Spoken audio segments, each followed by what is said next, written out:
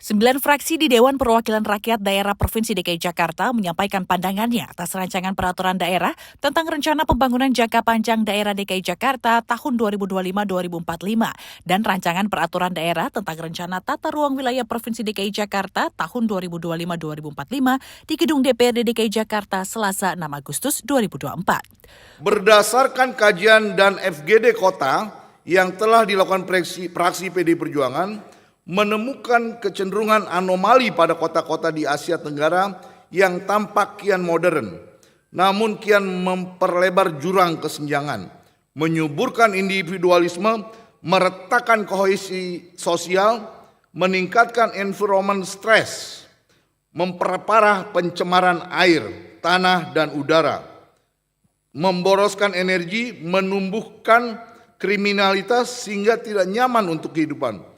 Begitu juga dengan realitas kota-kota di Indonesia, khususnya Jakarta. Yang pertama yang harus kita sadari bahwa kota ini masih bersifat dualistik. Satu sisi sudah beranjak modern, tapi di sisi lain perilaku sebagian besar warganya masih tradisional. Sektor formal berkembang menjadi sektor informal. Juga masih bertahan apartemen. Flat dan rumah susun bertumbuh secara sporadis, tetapi perkampungan, kumuh, bahkan liar masih merebak. Kita semua harus merangkul kedua kubu tersebut. Jangan mengutamakan yang satu dan mengabaikan yang lain. Penekanan arah dan kebijakan perkotaan yang diorientasikan pada peningkatan kualitas kehidupan segenap lapisan. Warga harus menjadi acuan dan landasan utama dalam membangun kota. Kaidah more urban less poor harus dijadikan konsep andalan untuk mencegah terdegradasinya metropolis menjadi miseropolis. Mohon tanggapan.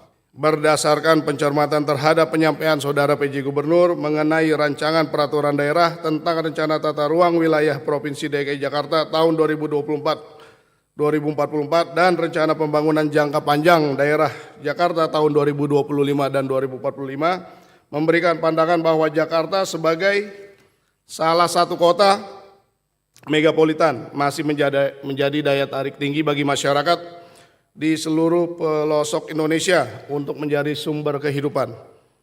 Akibatnya Jakarta semakin padat dan tentu saja menimbulkan masalah berupa polusi, kemacetan, banjir hingga pemukiman kumuh dan makin sesak. Sehingga pemukiman kumuh yang padat penduduk tersebut juga telah menjadi langganan bencana kebakaran maupun masalah kerentanan kesehatan dan kerawanan sosial. Belum lagi permasalahan banjir yang sudah menjadi peristiwa tahunan bagi warga. Bahkan yang sangat mengkhawatirkan adanya hasil riset Fitch Solution Council Reach dan Industry Research menyatakan bahwa Jakarta bisa tenggelam pada tahun 2050. Oleh karena itu, fraksi Gerindra sangat mendukung diterbitkannya peraturan daerah tentang rencana tata ruang wilayah agar segera dibahas dan ditetapkan mengingat aturan RT/RW yang telah ada, yaitu Perda Provinsi DKI Jakarta nomor 1 tahun 2012 tentang rencana tata ruang wilayah 2030 saat ini dinilai masih ada kekurangan. Yang pertama, fraksi PKS melihat belum dimasukkannya isu tentang pembangunan keluarga dan ketahanan keluarga dalam RPJPD Jakarta, baik di permasalahan isu strategis maupun turunan visi dan misi. Padahal Jakarta punya persoalan yang sangat serius dalam hal ketahanan keluarga dan seterusnya. Mohon tanggapan. Yang kedua, fraksi PKS juga melihat belum kuatnya tema keadilan sosial bagi seluruh rakyat dalam muatan RPJPD ini yang akan mewarnai corak pembangunan Jakarta ke depan. Permasalahan dan isu-isu strategis yang diangkat lebih kuat semangat untuk mempersiapkan Jakarta menuju kota global dengan segala aspeknya. Tentu hal ini tidaklah salah dan memang sudah seharusnya RPJPD ini untuk memberikan arah yang kuat untuk menjadikan Jakarta mampu bersaing dengan kota global lainnya. Namun jangan sampai ada kebijakan pembangunan untuk mewujudkan cita-cita menjadi kota global, tapi kurang memperhatikan masyarakat bawah yang masih hidup di garis bawah kemiskinan atau rentan miskin, dan seterusnya. Mohon tanggapan. RPJMD DKI Jakarta berperan sebagai peta jalan bagi pembangunan Jakarta dalam jangka panjang. Ada beberapa alasan penting perlu disusunnya RPJMD, antara lain: pertama, dapat memberikan gambaran yang jelas tentang tujuan jangka panjang pembangunan Jakarta sehingga semua upaya dan sumber daya dapat diarahkan ke arah yang sama. Kedua, keputusan-keputusan terkait pembangunan dapat diambil secara terukur dan strategis karena telah mempertimbangkan kondisi jangka panjang. Ketiga, berbagai program dan proyek pembangunan dapat disinkronkan. Keempat, mengingat bahwa proses penyusunan RPJMD melibatkan berbagai pihak, termasuk masyarakat. Kelima, memastikan bahwa pembangunan Jakarta tidak hanya berfokus pada jangka pendek, tapi juga memperhatikan keberlanjutan untuk generasi mendatang. Terkait dengan rancangan Peraturan Daerah tentang Rencana Tata Ruang Wilayah tahun 2024-2044 yang merupakan dokumen perencanaan tata ruang wilayah Provinsi DKI khusus Ibu Kota Jakarta untuk periode 20 tahun terhitung sejak tahun 2024 sampai dengan 2044. Terkait dengan materi perancangan itu, fraksi Demokrat memberikan pandangan sebagai berikut. Pertama, mengenai strategi penataan ruang yang dalam hal ini merupakan langkah strategis pemerintah sebagai upaya melaksanakan kebijakan terkait tata ruang wilayah. Dalam kaitannya dan hal tersebut, fraksi Partai Demokrat memberikan pandangan antara lain: 1. Strategi penataan ruang pembangunan kota berorientasi transit dan digital. 2. Strategi penataan ruang hunian layak huni dan berkeadilan serta lingkungan pemukiman mandiri.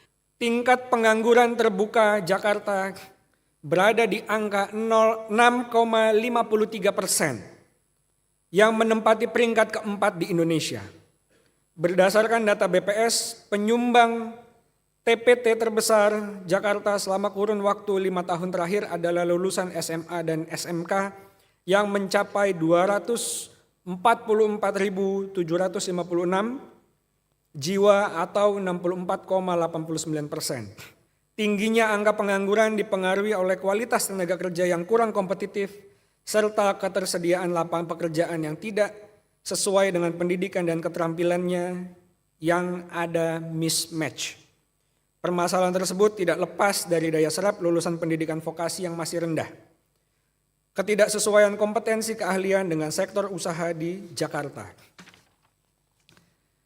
Tak ada hentinya kami terus menyuarakan dan memperjuangkan link and match sebagai solusi dari permasalahan tersebut. Kami meminta pemerintah Provinsi DKI Jakarta untuk serius dalam meningkatkan keselarasan aspek penyelenggaraan pendidikan vokasi antara SMK dengan dunia kerja untuk mengurangi pengangguran. Fraksi PSI juga menyoroti ketertinggalan pembangunan Kepulauan Seribu. Kami menyaksikan adanya ketimpangan pembangunan antara Kepulauan Seribu dengan kota lainnya. Terlihat dari PDRB yang hanya 0,24% dari PDRB DKI Jakarta dengan tingkat kemiskinan mencapai 13,13%. Maka hakikatnya dokumen penataan ruang dan pembangunan jangka panjang dapat memberikan visi atas perencanaan, pengendalian, pemanfaatan ruang kota dan tata kelola jangka panjang sehingga permasalahan perkotaan seperti kemacetan, banjir, polusi, kemiskinan, ketimpangan dan lainnya dapat teratasi secara berkeadilan. Dalam hal pendidikan, fraksi Nasdem mempelajari analisis yang diberikan oleh Pemprov DKI Jakarta terkait masih rendahnya partisipasi untuk memperoleh pendidikan dini, dasar dan menengah disebabkan oleh adanya indikasi rendahnya partisipasi oleh penduduk yang terhenti atau mengulang sekolah, rendahnya Partisipasi tersebut disebabkan oleh ketidakstabilan ekonomi yang dialami oleh kebanyakan penduduk di DKI Jakarta.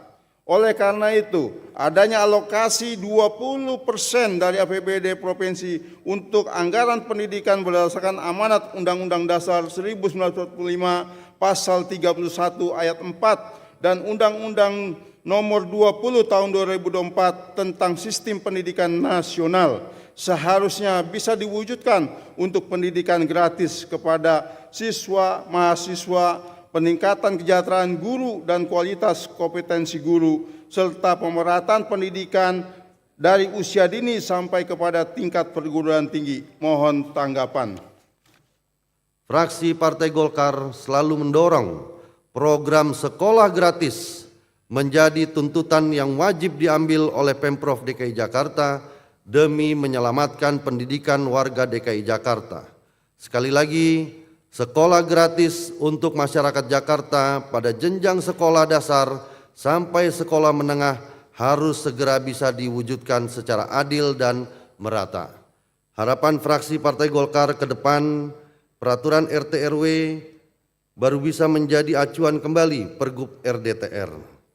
Tetapi jangan sampai merugikan warga DKI Jakarta yang sudah sesuai dengan peraturan RDTR yang sudah ditetapkan dalam peraturan gubernur tersebut. Oleh karena itu, proses perencanaan dan implementasi kebijakan penataan ruang harus melibatkan partisipasi masyarakat. Selama ini banyak keputusan yang diambil tanpa konsultasi yang memadai dengan warga yang terdampak. Menciptakan penataan ruang Jakarta yang mendukung peran Jakarta sebagai kota bisnis berskala global melalui peningkatan daya saing bisnis dan investasi Jakarta dan pengembangan sistem logistik yang efisien dan terkoneksi dengan sistem logistik regional dan global. 5. Mewujudkan pengembangan kawasan pesisir, perairan dan Kepulauan Seribu yang berkelanjutan dan berkeadilan dengan peningkatan konektivitas dan sarana prasarana di kawasan pesisir, pengembangan ekonomi kelautan, serta pengembangan wisata maritim. 6. Menciptakan penataan ruang Jakarta sebagai pusat perekonomian dan kebudayaan melalui pengembangan kawasan khusus, melestarikan dan meningkatkan fungsi cagar budaya, serta mengembangkan budaya perkotaan di Jakarta yang setara dengan kota-kota besar di dunia. Salah satu solusi penting untuk mengatasi problema macet Jakarta adalah menekan penggunaan mobil pribadi melalui kebijakan transportasi terpadu. Namun, dalam pandangan kami kebijakan ini tidak akan maksimal jika tidak didukung dengan kebijakan perparkiran dan arahnya mempersulit mobil pribadi untuk parkir di luar area parkir resmi, gedung perkantoran dan perbelanjaan, baik dengan kebijakan tarif mahal maupun pengurangan secara drastis lahan-lahan parkir street parking yang ada selama ini. Dengan makin mahal atau susahnya parkir, maka pemilik mobil akan lebih memilih transportasi umum. Humas Sekretariat DPRD DKI melaporkan.